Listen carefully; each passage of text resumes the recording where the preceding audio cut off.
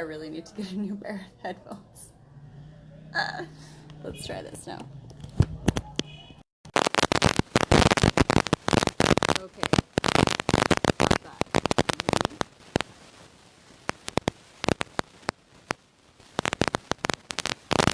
There's a huge part of me that wants to, like, if you can hear me, there's a part of me that wants to scratch. How's that?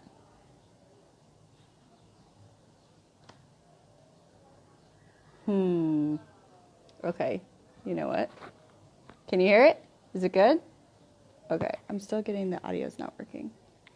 Okay. We're going to do this. We're going to do this the old-fashioned way. And I'm just going to have to pull you a little bit closer and speak up. Okay. And I'm just going to officially call my headphones dead and start searching for another pair. I always have trouble with them, so... But you guys are hearing me now, right? There you go. Wait, no. It's okay without the headphones.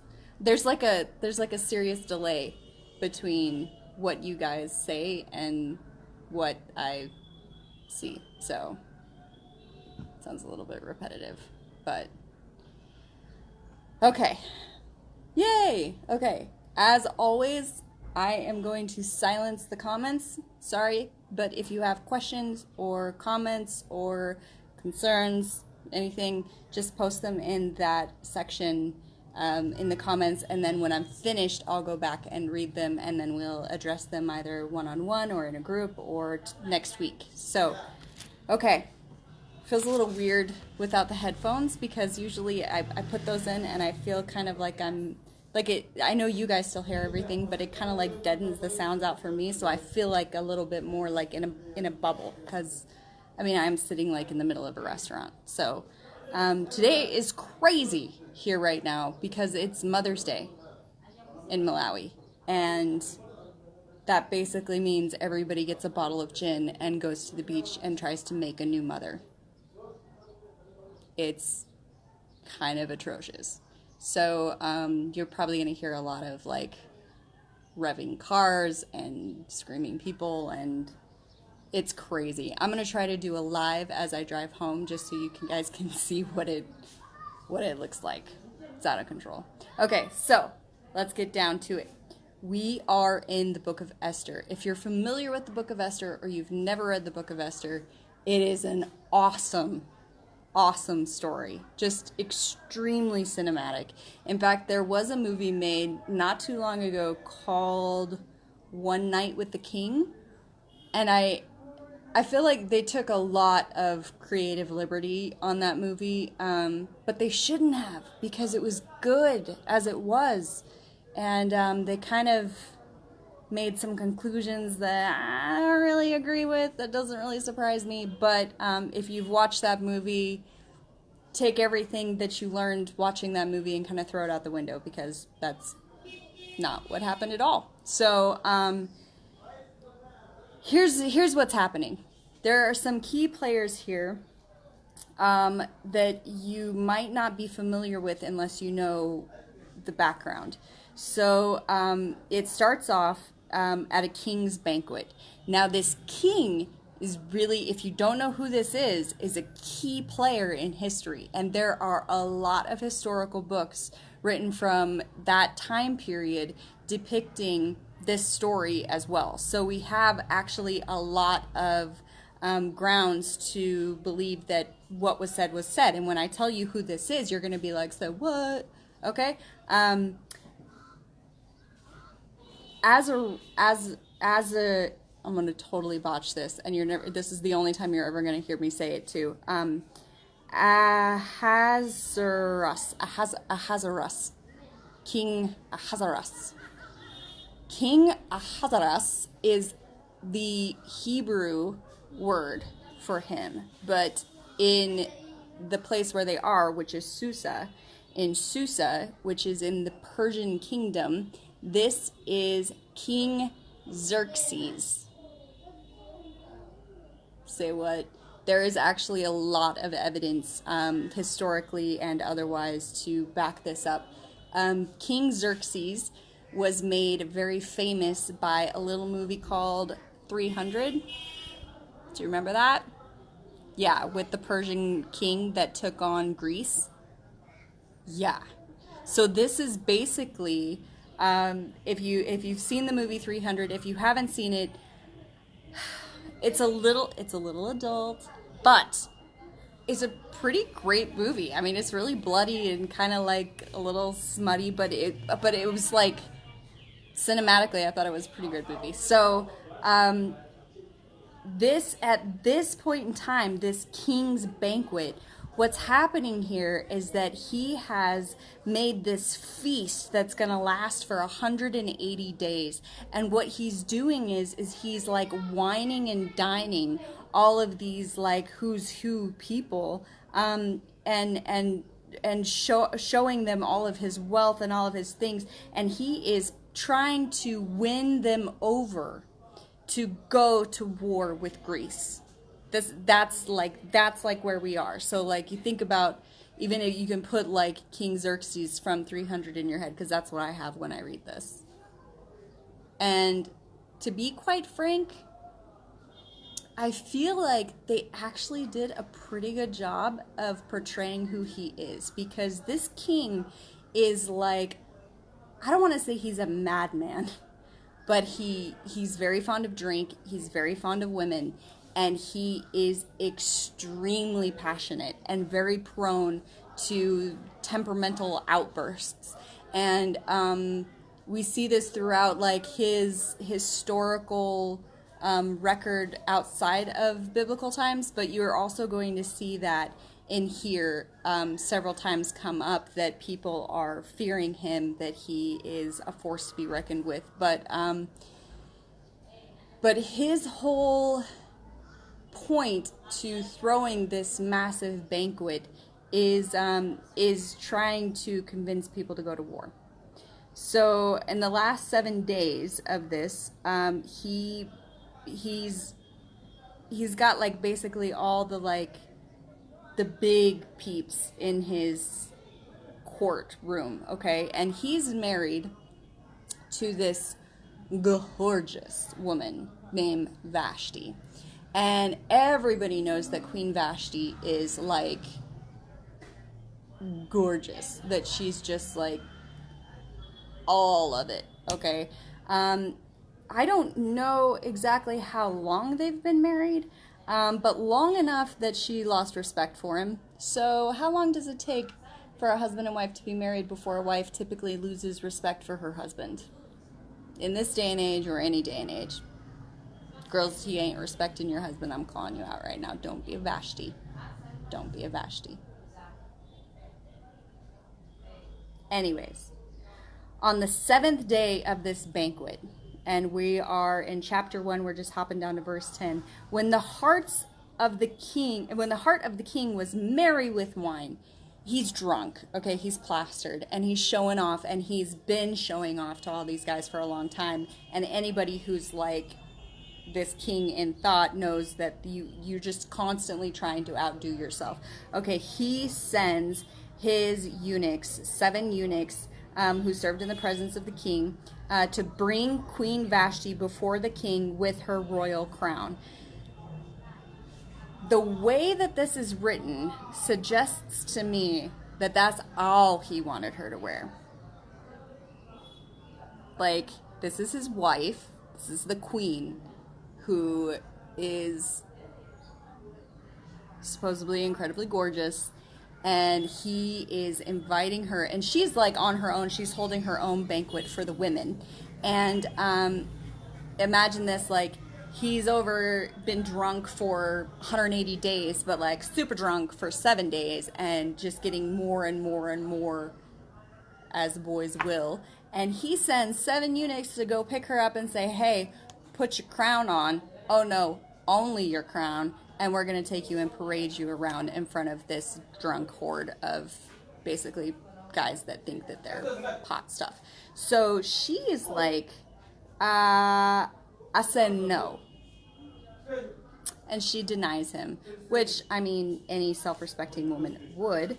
But when she tells him, when the eunuchs come back, and this, I mean, this happens really quick. So we went through verse 10, we're in verse 12 now. But Queen Vashti refused to come to the king's command that was delivered by the eunuchs, and the king became enraged, and his anger burned within him. And that's like the first sign that, like, yeah, this guy, he's obviously slightly irrational. He's going to parade his wife in front of drunken men to be ogled. Anyways. So, he basically says, like, what should I do, guys? Like, you know, because it's a boys' club. So he's like, what should I do? And they basically say, like, Menucan, who's one of the king's officials, says, not only against the king has Queen Vashti done wrong, but against all officials and all peoples that are in all provinces. Her behavior will be known to the women and cause them to look at their husbands with contempt, since they will say, the king commanded Vashti to be brought before them, but she did not come. So they are afraid of a female uprising. This is like the original women's lib. Like, this is the birth of feminism. And the guys are like, if we don't put this fire out now, it's gonna get out of control, and then no women will respect their husbands, and the kingdom will fall into ruins. And so the king's like, okay. So they basically send a letter to all of the royal provinces, and it says this in verse 22. To every province, its own script, to every people in its own language. You gotta imagine, Xerxes is king from India to Ethiopia, which is like halfway down Africa. It's 127 provinces. This is huge. His kingdom is vast, and sending out a decree is not like sending out a Facebook message. There's no email. Okay, so he had it written in every language and sent to every province that women will respect their husbands. How you feel about that, Vashti? Then he kicks Vashti out of the kingdom. And at this time, he's going to war. It says, okay, so it says they sent all of these letters out, and then when you get to chapter 2, Esther's chosen queen, there's a period of time between that where he goes to war. And when he goes to war, he basically takes with him millions and comes back with like 500,000. It was a slaughter. And when he returns, he wants the comfort of his queen. And it says, after these things, when the anger of the queen had abated, when the anger of the king had abated, he remembered Vashti and what she had done and what he had decreed against her. And then the young men who attended him said, he's like, oh, woe is me. And I feel like that happens a lot when somebody loses their temper. But basically they're like, hey, it's cool. Why don't we just round up all of the gorgeous virgins and you just take your pick? I mean, you have 127 provinces. So surely there's another fish in that ocean. So being as kind as they are, they go through and the thing is that, like, they don't ask for women to step forward. They send men out into the villages to basically look over the stock and choose who is most pleasing. And among these women that they pull back into the palace to be appraised is Hadassah. Now, Hadassah is an orphan. She's Jew, but she comes from the bloodline of Solomon. And so she's already has royal blood, but she, when her parents died, she was taken in by her cousin, basically. And I know it says you get the impression that it's her uncle, but it actually says that it is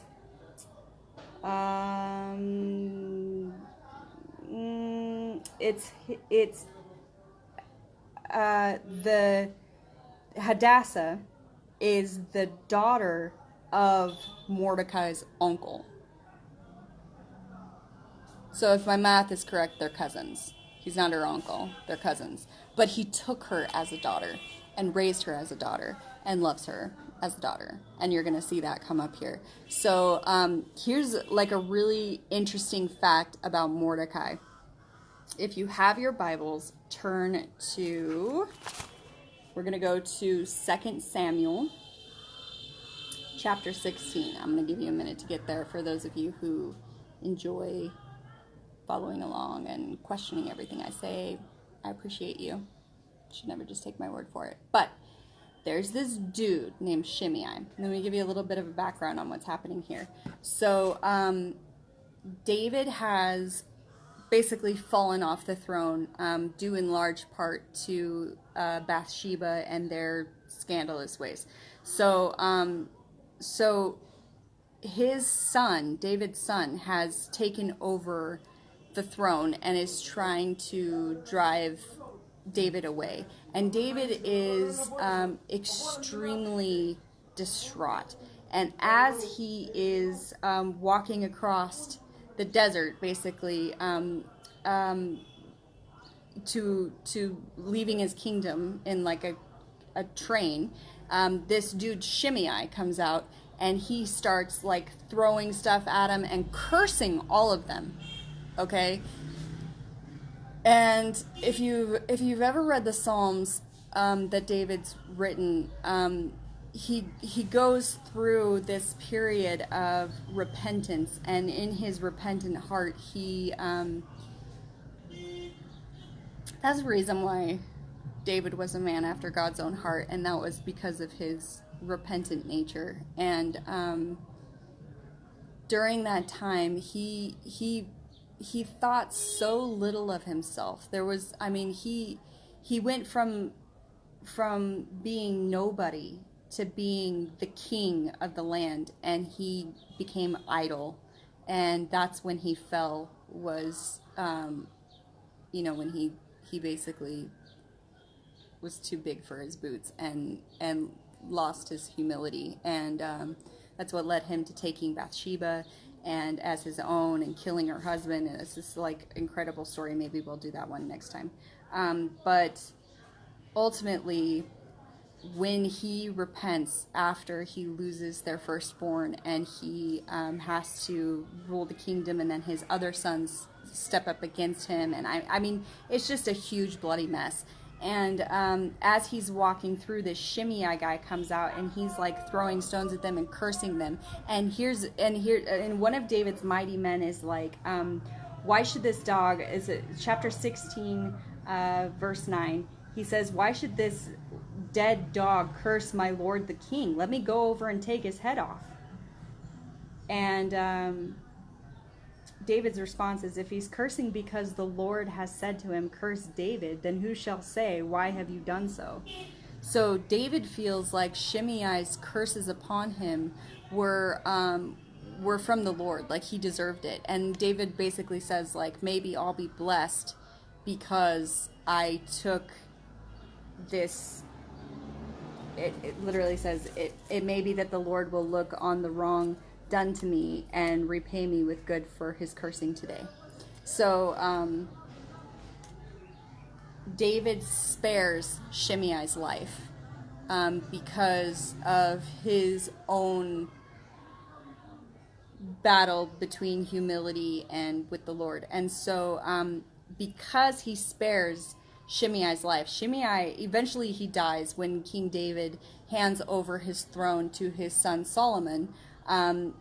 He actually tells his son, you have to kill Shimei, because there was no way that Solomon was going to be able to take over the throne in respect if he didn't right the wrongs that were in the past. And so, and there's a lot more culturally to that. We're not going to get into that here, but ultimately you need to understand that Mordecai is there because King David spared his life.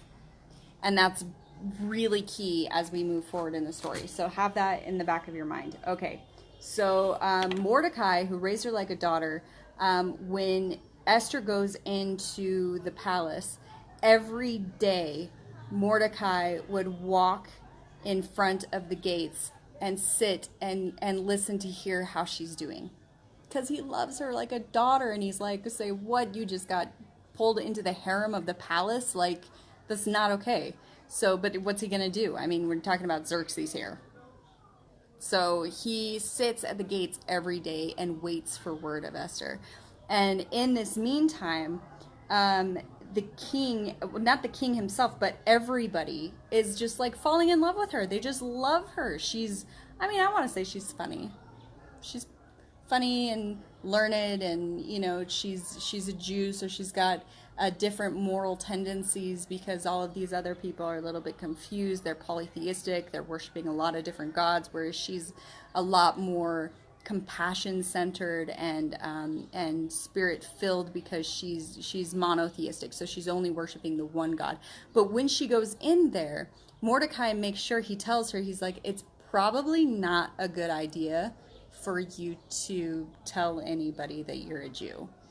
And I think a huge part of that was because the king is polytheistic. He's worshiping a lot of other gods. Everybody else is worshiping a lot of other gods. And Jews have been under persecution for a really significantly long, from the beginning, because they only will worship one God. And that it's like a challenge to everybody else around them, that they feel like, you know, you're too good for our gods, like, and then when they took over the land of Israel, like, oh my goodness, like, people were like freaking out, because now their one God is greater than all of their gods put together. Like, I mean, it's been a story throughout Jewish history that, you know, they're widely persecuted. I mean, up to even these days. So anyways, we'll get back to that. So everybody loves her, but nobody really knows who she is. So we're gonna go over to,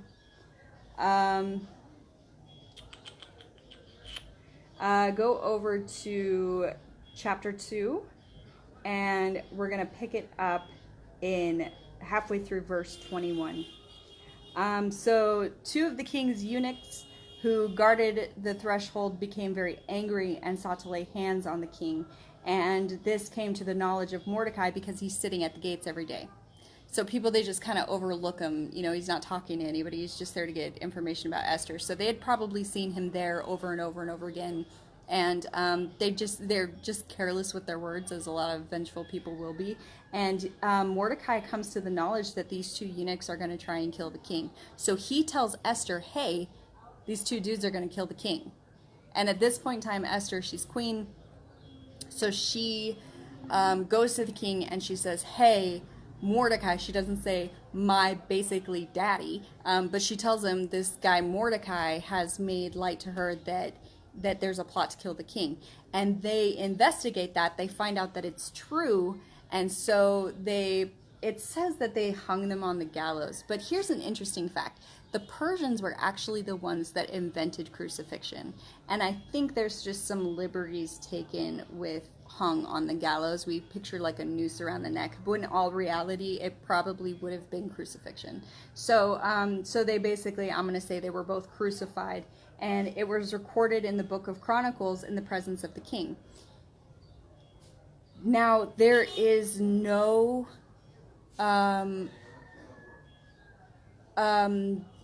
acknowledgement or gift given to Mordecai at that time. And that was extremely anti-cultural. If someone did something like that for the king, they were always acknowledged for that. And there was always going to be some sort of praise, some sort of gift or acknowledgement given to that person. But somehow it slipped through the cracks and nothing was ever done for him. I'm going to say somehow because God's timing. And that's the point of this whole book of Esther. So, but realize that when nothing was done for him, that's a huge oversight. Huge oversight. So, anyways, so we're head down to chapter 3. So the king promotes this man named Haman. And it doesn't really say why or anything like that, but Haman rises in rank. Here's the thing. Remember how we said that Mordecai was a descendant of Shimei, and Shimei was the one throwing stones, and David spared his life. Okay, this is interesting, and you only really get into this if you start looking at lineages, which I used to be like the begats used to be the most boring part of the Bible to me. Now they're just so fascinating. So hop over to 1 Samuel, and we're going to go to chapter 15.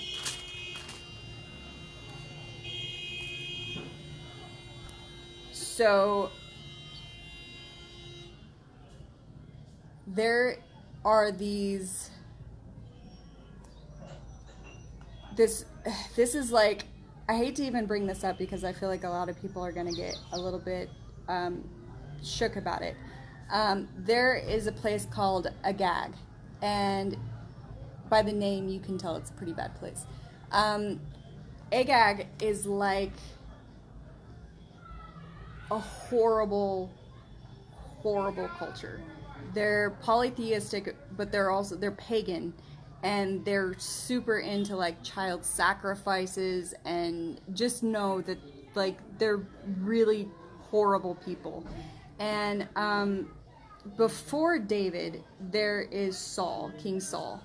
And King Saul, he had favor in God's eyes, and he walked with God, and he knew God, and he had devoted himself to God, and then this is where he falls. So God basically tells him, I want you to go to Agag and kill everyone. I mean, men, women, children, babies, leave nothing. Don't leave any livestock, don't leave anything. Like, these are horrible people, and they are, I mean, when I first started reading the Bible and I came across this story, I didn't understand the full depth of what was happening here. And if it bothers you, I highly recommend that you do a deeper study into it, because when you get into the culture and who these people were, you're going to get a little bit more comfortable with it. But so his charge from the Lord was to go and basically wipe out these people. So he does, mostly. And he leaves the king. Saul defeated the I'm so bad with these names. If you're better with these names, then why aren't you sitting here and teaching? So laugh all you want. Okay. The Amalekites. He took Agag, the king of the Amalekites, alive, and devoted to destruction all the people for the edge of the sword. But he spared Agag, the king. So Agag is, I think, the best way to describe him as a terrible person. And it's pretty easy to back that up with what happens later on in chapter 15. So basically, Saul spares the king of these horrible, wretched people, and later on, Samuel, who is like the prophet of the Lord and the one who he deserves a study all on his own. He's a really cool dude. But he basically comes before the king and he's like, "What have you done?" And he's like, "What do you mean? What have I done? I slayed everybody." And he's like, "Then why do I hear the sheep bleating and the livestock and stuff?" And he's like, "Well, I mean, it was, we're gonna offer them up as a sacrifice." And he's like, "And what about the king?"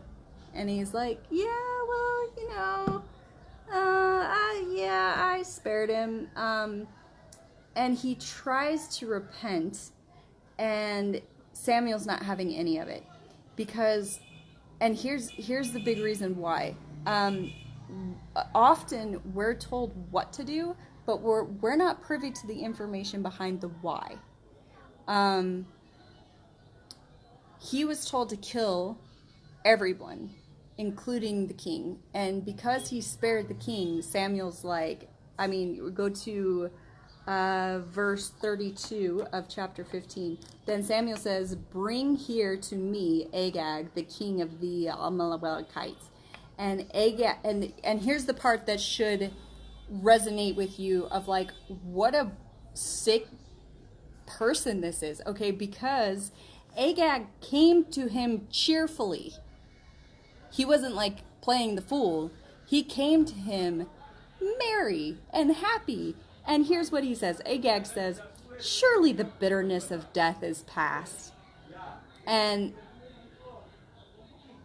if that should really bother you, okay? Because all of his people, man, woman, child, baby, everything has been slaughtered from him.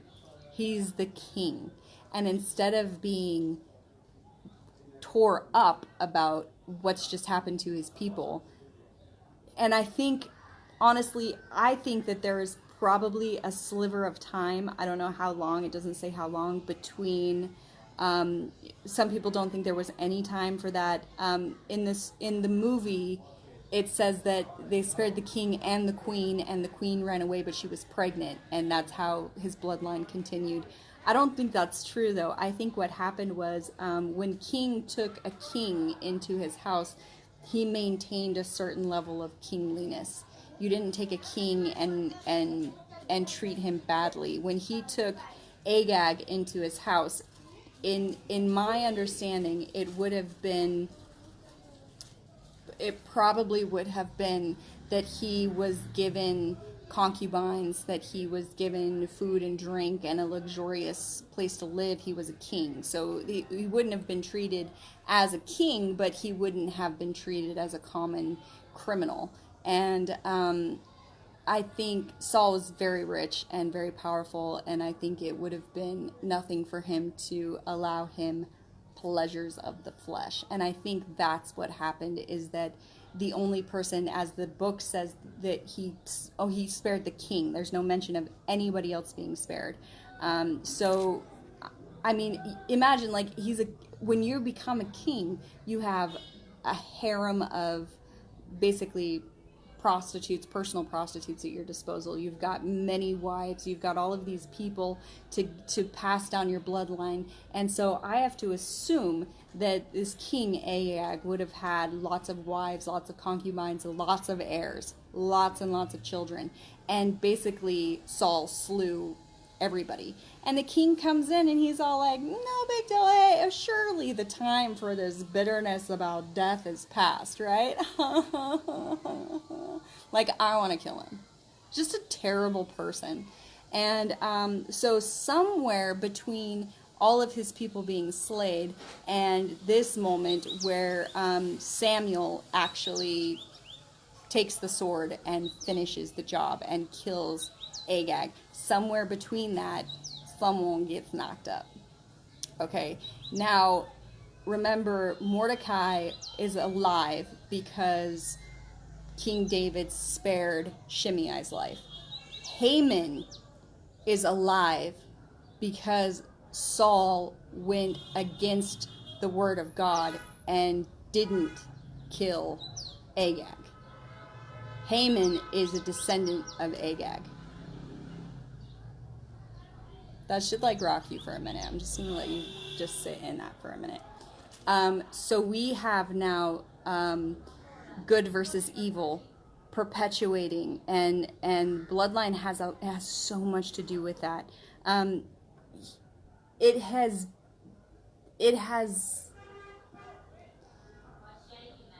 it seems reasonable to me that Haman would know his past. It seems reasonable to me that Haman could have despised the Jews in the first place because of them slaughtering all of his people. It's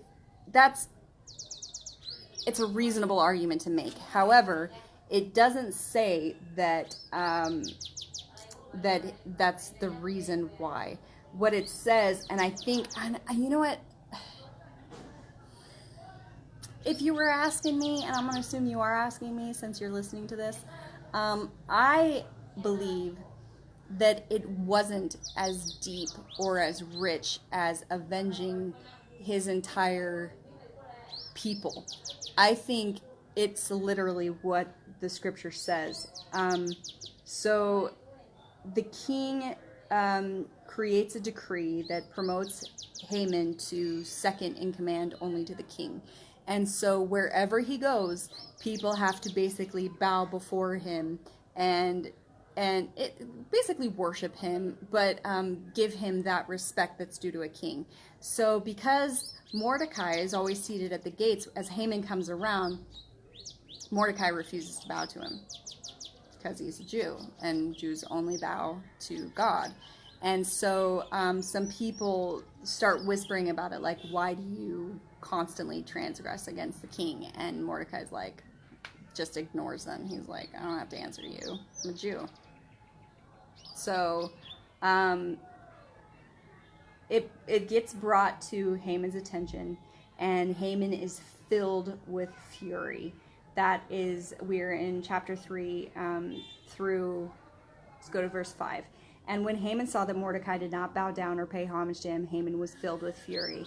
But he disdained to lay hands on Mordecai alone. So as they made known to him the people of Mordecai, see, he didn't know he was a Jew. But when they told him he was a Jew, Haman sought to destroy all Jews, the people of Mordecai. So either way, either he already had a chip on his shoulder and this was his like perfect attempt, but I don't really feel like that's it, because looking at his bloodline, I don't think there's a whole lot of honor as much as there is pride to what he does. So it's kind of like, you're not going to bow to me? Then I'll kill all of your people. Like, that to me is more an issue of pride than it is of like vengeance for what's been lost. So basically, Haman goes back to the king, and keep in mind, no one knows the relationship between Mordecai and Esther. Okay, so Haman is acting purely out of a wrath against Mordecai. And so Haman goes to the king and he's like, do you know that there is a people group in your kingdom, in your 127 provinces, that refuses to follow your commands? Like, don't you think we should do something about that? And so the king, who, I mean, obviously he's king of 127 provinces, is like, this is why I made you second in command, just deal with it. So the king takes off his signet ring and gives it to Mordecai. This isn't it, it was just symbolic, I was just going to be stuck in your head. Gives him the signet ring, hands it to Haman, and says, basically, the money's given to you, the people also do with them as seems good to you. That is 11. So chapter 3, verse 11. Okay, so they, again, write up a copy of this edict, and they send it all out. So there's this thing called casting lots. Maybe you've heard it before. And it was basically like rolling the dice and letting the chips fall where they may. And it was a lot of like magic 8-balling God.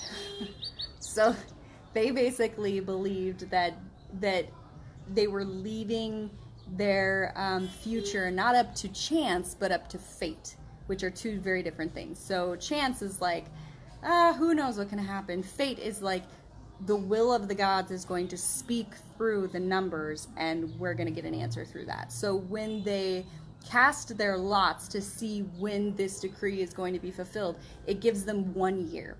So they have 1 year basically to annihilate all of the Jews. And so they write up this decree in all of the languages and send it out through all of the provinces. And yeah, it's set in motion. Here's the thing. In this particular kingdom, when a decree is sent out, not even the king can go against it. So, it's set, and it's been sent out through, all the way from India to Ethiopia. So can't take it back. So now we're in a pretty precarious situation because Esther is Jew, and we're about to lose the entire Jewish bloodline, which is about 15 million Jews in this area at the time. So pretty big deal. Okay, so Mordecai comes to Esther, and he gives her a copy of the decree and explains to her that she needs to go to the king and plead on behalf of her people. So now he's told her this whole time, like, keep it secret. Now he's telling her, okay, it ain't secret anymore. We need you. Like, it's time for you to stand up and save your people. It scared me. And so Esther basically says, like, I can't just go to the king. Like, there is laws in place to keep order in the court and to keep order in the king's mind, because he is so wrathful that if you're not summoned and you go to him, whatever mood he's in, he's a pretty moody guy, whatever mood he's in, if he does not extend his scepter to her and give her a right to speak, there are people there that will just flat out slaughter her. I think like my camera's like falling down. Hang on. We're having technical difficulty today. Let me bring this back up. Okay. Hey, there I am. Okay. So she tells him, she's like, I can't just go. Like, he's a little bit crazy. Like, what am I supposed to do? You want me to, like, he could kill me. Just like, kill me. And I love what Mordecai says. Okay, so we'll go to chapter 4, and we are at verse 13. Okay, so Mordecai told them, well, okay, so they're speaking through the eunuchs. Okay, so do not think yourself in the king's palace that you will escape any more than all of the other Jews. And I love this. For if you keep silent at this time, relief and deliverance will rise for the Jews from another place. Now, he's got faith. Okay, that's faith. Because he knows the story. It's all about, like, the Jewish bloodline. They have to protect it and preserve it because that's where the Messiah is coming from. And all of these prophecies and everything, like, don't think that we are suddenly not God's chosen people because this dingbat Haman decides to stand up against us. God will still deliver his people. And then he says, and who knows whether you have not come to the kingdom for such a time as this? I feel like my camera's falling again. This is like good stuff, so I'm going to bring it back up. Okay, when you are going through difficulties and troubles in your life, and you come up against an immovable situation or a frightening, horrifying situation, those are words that ring in my mind over and over and over again. What if everything in your life, all the struggles that you've gone through, everything that you've had to endure was for such a time as this?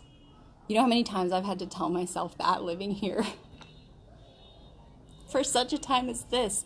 Everything in life boils down to this moment. And I'm not even talking about like the moment where you are in a position such as Esther, but this moment. This moment, this is your only chance, this is your shot, and for such a time as this right now. So that's huge. And the next part that she says, her response is actually just as rich and just as beautiful as what he says. Hang on, let me fix this. It's going to drive me crazy if It's not my earring tapping in the thing, it's my camera falling down. Okay. So, her response to him, oh, I just melted off. I made this like little thing to hold my phone and it's not working. Okay, we have a new position now. Just hung you on the side of my bag, so at least we're stable. Sorry, technical difficulties. It's like, had to happen sometime. Okay, so her response to his, for such a time as this, she says, go gather all the Jews to be found in Susa and hold a fast on my behalf. Do not eat or drink for 3 days, night or day, and I and my young women will fast also as you do. Then I will go before the king, and though it is against the law, and this is the part I love. If I perish, I perish.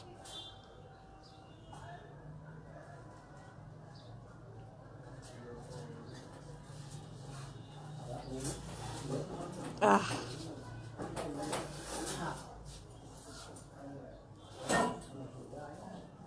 I just wish we had a little more passion in our world. Just like Christ says, to lay down your life for a brother, there is no greater love than that. And here's like a perfect example. Like, okay, I'll go before this madman and I will, make my case even though it's against the law. And you know what? If I die, I die.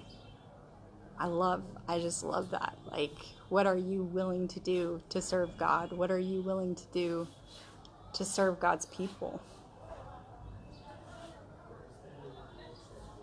Anyways.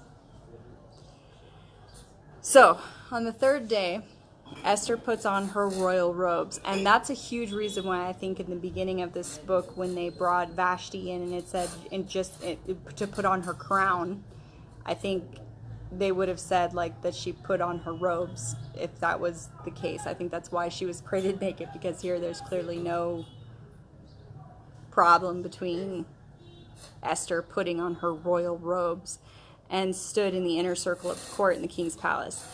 So she does win favor in his sight. He does hold out the scepter. He's like, hey, I totally forgot I had a wife. I haven't seen you in a month. He hasn't called her in over a month. So I'm paraphrasing. And he says, what can I do for you? And she basically says like, if it pleases the king, let the king and Haman come to a feast I have prepared for the king. So the king says, yeah, bring Haman quickly so we may do as Esther has asked. Like, she caught him on a good day. God's timing. So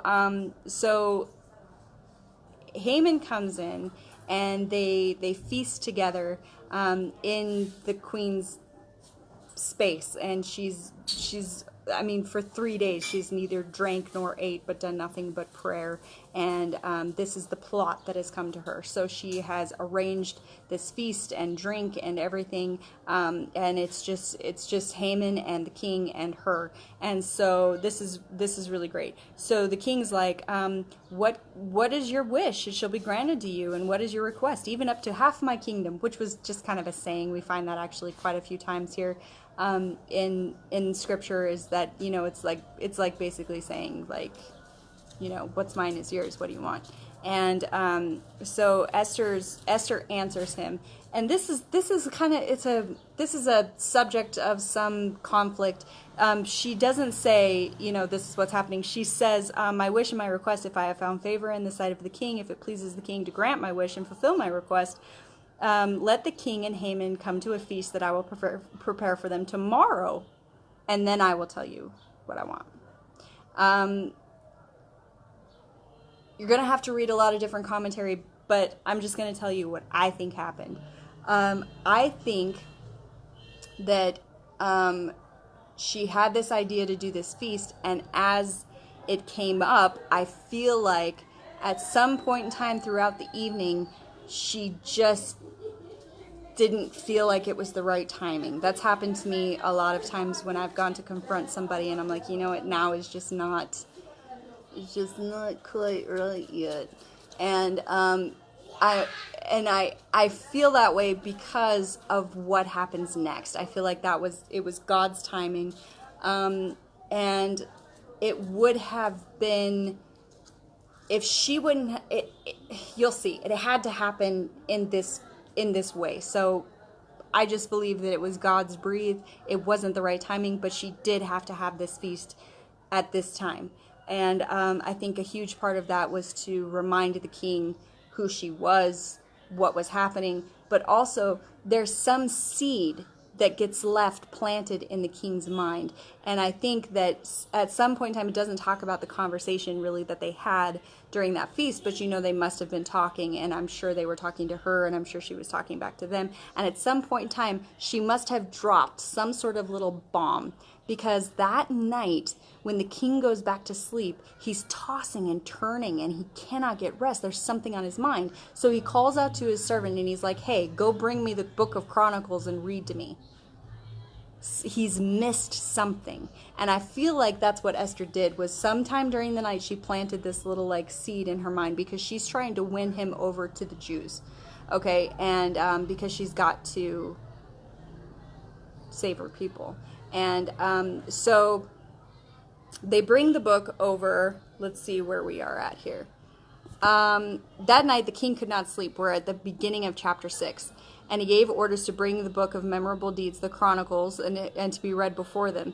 And in that, he gets read the story of Mordecai, and how Mordecai ratted out these two eunuchs and saved the king's life. And it just dawns on the king, and he's like, what honor or distinction has been bestowed to Mordecai for this? And the king's young men who were in attendance said to him, nothing has been done for him. Okay, now let me back up a little bit because I missed something. So Haman finishes this dinner between the king and the queen, and when the queen says, if it pleases the king, would you both just come back tomorrow night for dinner too? And Haman is just like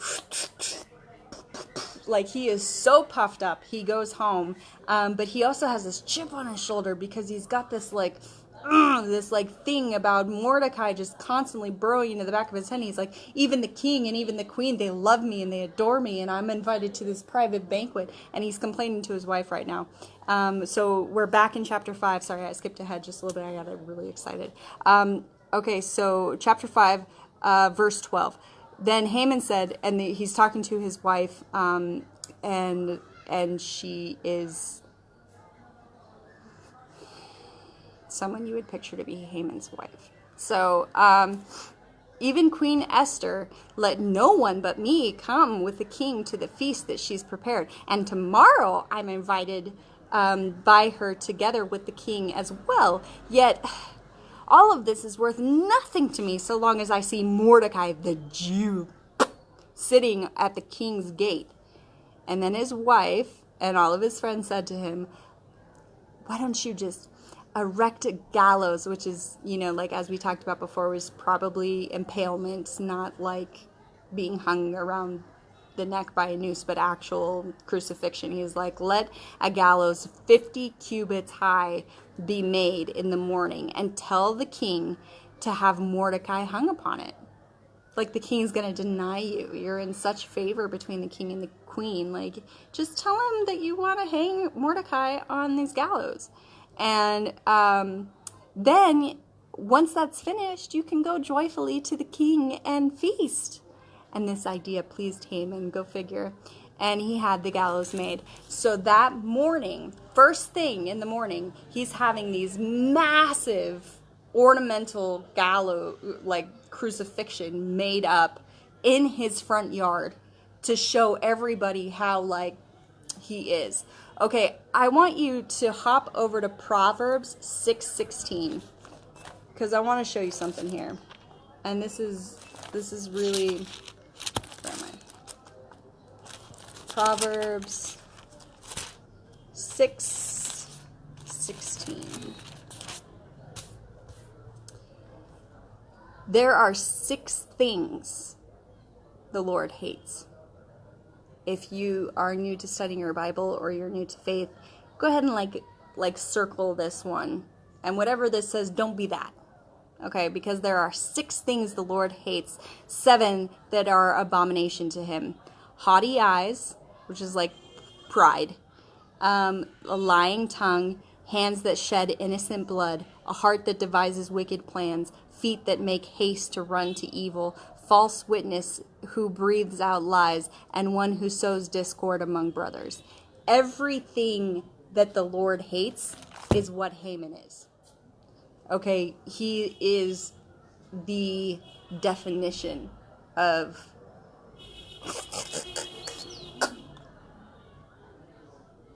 there's just not a word. There's just not a word. So, and in this sentence about what he's doing and what he's going to do, it defines basically everything that God hates. And so we don't like him. We don't like Haman. I don't like his wife either. I'm getting all hateful. Anyways, so this is, and because the reason I went back and told you that is because the timing of this is so perfect. Okay, so Haman shows up early in the morning because he wants to discuss with the king about hanging Mordecai on this newly erected torture device, and he wants to get it off of his chest. They've both been up all night. The king has been up all night thinking about how he's going to honor Mordecai, and Haman has been up all night thinking about how he's going to kill Mordecai. Okay, so in the morning, the king looks over and he's like, what honor or distinction has been bestowed upon him? Nothing has been done for him. And the king gets up and he's like, who is in the court? And the attendant is like, Haman has just entered the outer court. And the king says, well, let him come in, because I'm going to give this charge over to my second in command. And so they bring Haman in, and the king says to Haman, what should be done to the man whom the king delights to honor? So you can see Haman, who's just like thinking that he's just like the pajamas on the cat. And that means the cat's pajamas. Did you get that? You did now. So Haman, he like stands up and he's like, oh.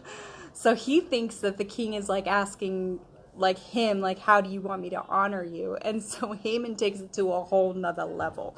Okay, and so whom the king would delight, and he's thinking in his mind, it literally says, whom would the king delight to honor more than me? And so Haman says to the king, for the man whom the king delights to honor, like, you old dog, let royal robes be brought which the king has worn. So, like, give me your clothes. And you got to imagine, like, Haman has his eyes set on being number one. He has his eyes set on being king. So right now what he's doing is he has already assumed a vast amount of power. He makes people pay homage to him and bow before him. And now what he's doing is he wants to take the actual clothing of the king, with the king's rights to be clothed, so that if something should happen to the king, people have this image of who Haman is, and he would be the next natural king. Like, he's, all of this, it doesn't say it, but all of this implies he's attempt to usurp the king in the future. He's not a very nice person. And then the horse that the king has ridden, and whose head a royal crown is set, and let the robes and the horse be handed over to the one of the king's noble officials, and let him dress the man who the king delights to honor, and let him lead him on a horse through the square of the city, proclaiming before him, thus shall it be done to the man who the king delights to honor. Like, he really loves himself.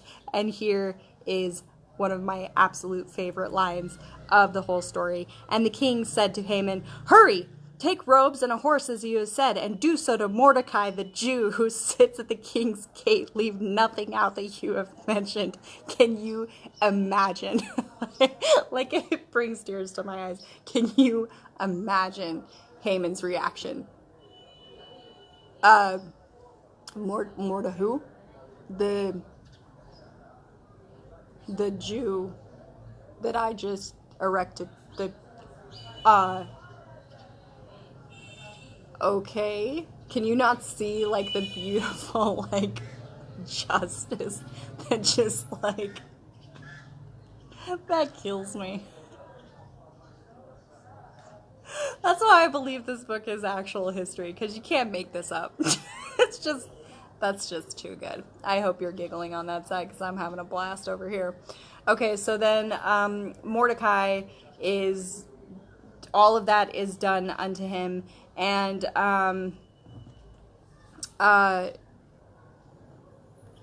Haman told his wife, because Haman comes home, basically covers his head and is a wreck. I mean, so Haman is the one who had to lead the horse through the streets, proclaiming to everyone the honor and awesomeness that the king has bestowed onto this guy, that he has, like, there's no one that he hates more. So he goes home, he covers his head, and his wife, who I think is just a terrible person, but I think she's a little bit smarter in the ways of the world than he is, and she says to him, if Mordecai, before whom you have begun to fall, is of the Jewish people, you will not overcome him, but surely fall before him. She says this because of the history of the Jews and the absolute irony of what's just happened. It's her, but it's also the wise men that are with her, and they basically say, like, you opposed a Jew and this is what happened to you. Yeah, you're not gonna win this fight. And so Haman he's distraught. Okay. So that night, this is in one day. Okay. That night is the feast, the second feast of Esther. So she has Haman and the king come, and the king, you know, they're feasting, they're drinking, and the king says, "What is your wish, Queen Esther? It shall be granted to you. What is your request? Up to half my kingdom, and it will be fulfilled." Like, whatever you want, baby, you just name it. She must have been really pretty. And the king and the queen answers, "If I have found favor in your sight, O king, if it pleases the king, let my life be granted to me for my wish, and my people for my request. For we have been sold, I and my people, to be destroyed, to be killed and annihilated. If it was just merely sold into slavery, men and women, I would be silent. For our affliction is not to be compared with the loss to the king." And the king looks at the queen and says, "What? What do you mean your life?" He says, "Who is he and where is he who has dared to do this?" Like, he has no idea that she's a Jew, remember? And he's like, "What's your request?" She's like, "My life and the life of my people." He's like, "Who's threatening your life?" "You're the queen. Who would do such a thing?" And she comes out finally and says, "A foe and enemy, this wicked Haman." And Haman was terrified before the king and queen. Can you imagine? And the king rises, and he's overcome with wrath. And it says, in his wrath from the wine drinking. So he's obviously is a little bit drunk. We all know what happens to this dude when he gets a little bit drunk and gets a little bit heated. Okay, so the king arose from his wrath and went to the place in the garden, but Haman stayed to beg for his life from the queen. And he saw that harm was determined against him by the king. The king is mad, but he ain't mad at Esther. He's mad at Haman, and he's just like, "Just give me a minute." He leaves. Okay, so at this time, They're not sitting at tables like you and I would sit. They're sitting like on basically a cushion on the floor. Okay, so Haman falls at her feet to basically beg for his life. And so perfectly timed, that is right when the king comes back in to deal with the situation. And what he sees is him basically in her lap, probably clawing at her and begging her. And his response is, will he even assault the queen in my presence, in my own house? He's tipped. Okay, he's done. He's over. And what her response to him is, moreover, the gallows that Haman has prepared for Mordecai, the one whose words saved the king, the one who you honored today with everything, that Jew, 50 cubits high, was prepared for Mordecai in Haman's yard. And the king's response is, then let him hang on it. I don't usually cheer for death, but this is like so poetic, so perfect, so perfect. And can we not like just take a moment to appreciate the honesty behind this? Have you ever devised a wicked plot against somebody else? I mean, just like really set somebody up to fail, and it ended up backfiring on you in some horrible way? Let me just put it to you this way. You will never succeed living life that way. If you succeeded once, you may be tempted to do it again, but I'm telling you, you will not ultimately succeed in this life by setting other people up for failure.